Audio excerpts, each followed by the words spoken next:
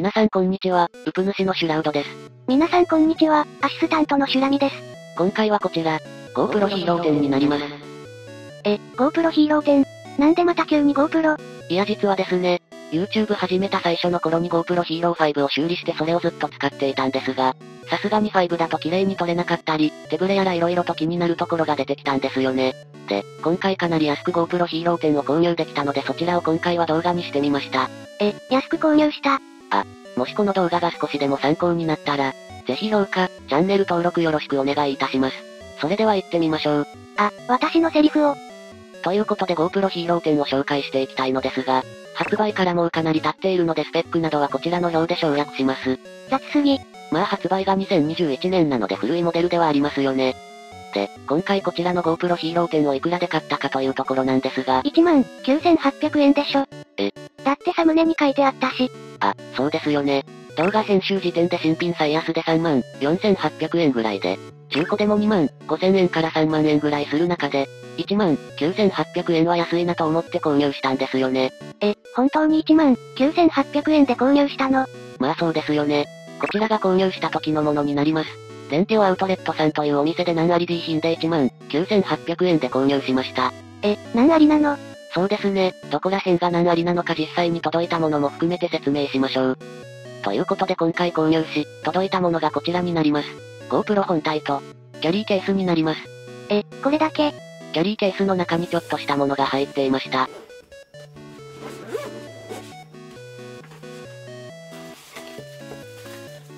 同梱物はこちらの3種類のアタッチメントパーツと、USB Type-C ケーブル。それと紙類が入っていました。これだけ？はい、これだけですね。ちなみにバッテリーは付属していませんでした。では何ありの部分についてなんですが、こちらになります。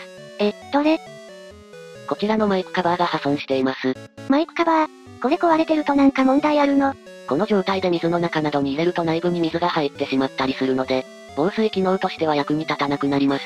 ただ、そのぐらいですかね。まあでも外部破損という意味では確かに何ありなのかもしれないわね。あとはバッテリーは付属してないのですが一応起動確認済みみたいだったので今回購入してみました。起動確認済みっていうのも大事ね。では続いてこの GoPro 10を買った後に、さらに購入したもの類をご紹介します。まだなんか買ったの？シュラララ。それでは GoPro 以外の購入物のご紹介です。まず一つ目はこちら。バッテリーですね。今回購入した GoPro にはバッテリーが付属していなかったのでこちらのサードパーティー製のバッテリーを購入しました。こちらはバッテリー3つと充電器がセットになって、4,500円ぐらいでした。こちらのバッテリーは GoPro 9から12まで対応となっています。GoPro って結構バッテリー消費量が多いので1日持ち歩くなら3つぐらいあると安心ではありますね。では次。続いてはこちら。保護フィルム足す電池カバー足すブラックシリコンケースプラスレンズカバープラスハンドストラップになります。なんかいっぱいあるわね。ただこの中で必要だったのは保護フィルムだけだったんですけどね。こちらはセットで2,390円でした。すでに保護フィルムは貼ってしまったのですが、カメラ部分と前面液晶、背面液晶部分にフィルムを貼っています。使っていないのですがこういったシリコンケースに入れれば外部の傷も守れるかなと思います。ただこのケースは使っていないので発熱具合とかはちょっとわかりませんが、レンズカバーも傷などから守ってくれるからいいですよね。シリコンケースを付けた状態でも付けれるレンズカバーとシリコンケースを付けてなくても付けれるレンズカバーが付属しているので、用途に合わせて使えるのもいいですね。ということで保護フィルムのためだけに買ったものでした。なんか地味にもったいないような気も。続いてはこちら、スモールリブのブラックケージになります。映像のものが逆さまでした。こちらは現在3,000円ぐらいなんですが購入した時はセール中で2,500円でした。こちらはマイク用コールドシューも付いていて別に連結することも可能ですし、それとは別にマウントも2箇所あるのでライトなども取り付けられるのが便利ですね。上部にあるロックボタンを解除すると背面部分から GoPro を入れることができます。こんな感じで取り付ければ OK ですね。で、上部とサイドにマウントシューがあるので、例えばこんな感じでライトを取り付けたり、外部マイクを取り付けたり等もできます。こうすることでより明るく鮮明に撮影もできるようになります。これは確かに便利そうね。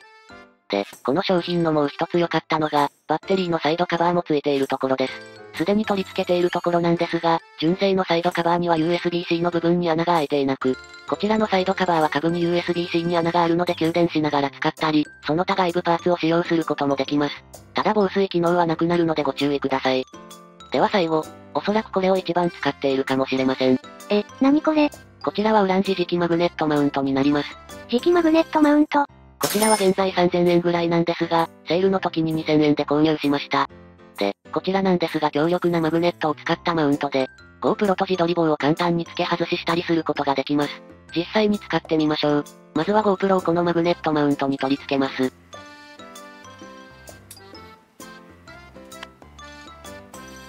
こんな感じで取り付けたら、すでに自撮り棒にも同じようなプレートを取り付けており、こちらの自撮り棒と合体させます。こんな感じでガチッとくっつくんですよね。でも磁石って落ちたりしないの？それなんですがこの磁石が結構強力で、思っているよりしっかりとくっついているんですよね。つける時もガチって結構いい音が鳴ります。で、この磁石マウントにはもう一つパーツが入っていて、それがこちらになります。こちらはネックストラップの磁石マウントになります。先ほどのプレートと同じように使用できるのですが、実際に取り付けてみましょう。まずは先ほどのネックマウントを首にかけます。それを洋服の中に入れて、そしたら GoPro を取り付けます。こんな感じで取り付ければ実際に歩いてる感じなんかも撮影可能です。磁石が強いので位置もちゃんと決めないと洋服ごと上に上がります。これなら両手もアクシーわね。そうですね。どうしてもこういうのって手で持ったりすることが多いですが、こんな感じで取り付けて撮影できるならなかなかいいですよね。ということで次はこの GoPro 10を使って色々と撮影してきたのでその様子をご覧いただければと思います。どこ行ってきたのよ？沖縄とかは、シュラララ。それではまずは夕方の秋葉原から、やはり屋外はかなり綺麗に撮れてますね。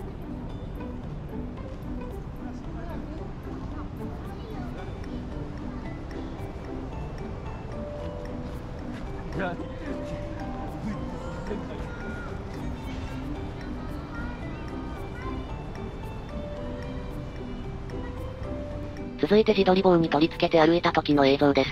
手ブレ補正はハイパースムース 4.0 というのがついているのですがかなり軽減されているのがわかりますね。ちなみに特に揺れなどは気にせず普通に持って歩いています。確かにこのぐらいしか揺れないならいいわね。こちらは先日秋葉原の神田明神でのお祭りの様子。さすがに暗くなるとちょっと映像としては厳しそうな印象ですね。ちなみにこのお祭り、アニソン盆踊りなどみんなが知ってるような音楽も流れていて結構面白かったです。それもあって音はミュートさせていただいております。音楽は色々とあるからね。こちらはさらに暗くなった屋台の感じです。さすがに暗いところのノイズとかが結構はっきりしてますね。最新のものならもうちょっといいのでしょうが、暗いところはアクションカメラの点的なところもありますよね。では続いて先日沖縄に遊びに行った時の映像も少し。こちらは沖縄の有名な美ら海水族館のジンベエザメです。いやー大きいですね。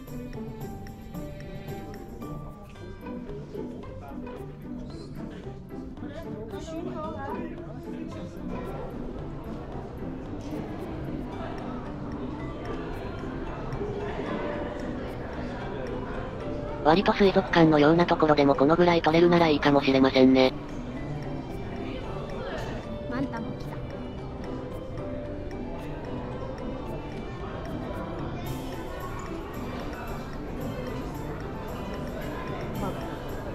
同じこと考えてる。ということで今回は、GoPro Hero 10のご紹介でした。あんた的にはどうだった？そうですね、19,800円という価格を考えればなかなかいいんじゃないかなと思います。ただあくまで中古やジャンク品といった感じのお店の商品だったので、当たり外れはあるかもしれませんね。確かにそれはあるかもね。一応概要欄に URL 等は貼らせていただきますが購入は自己責任でお願いします。ということで本日はここまで。もしこの動画が少しでも参考になったら、なんか出てきたけど。いやこれは、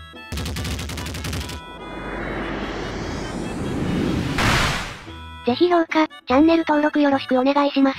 ご視聴ありがとうございました。シュラララじゃんけん、じゃんけん。オン。またね。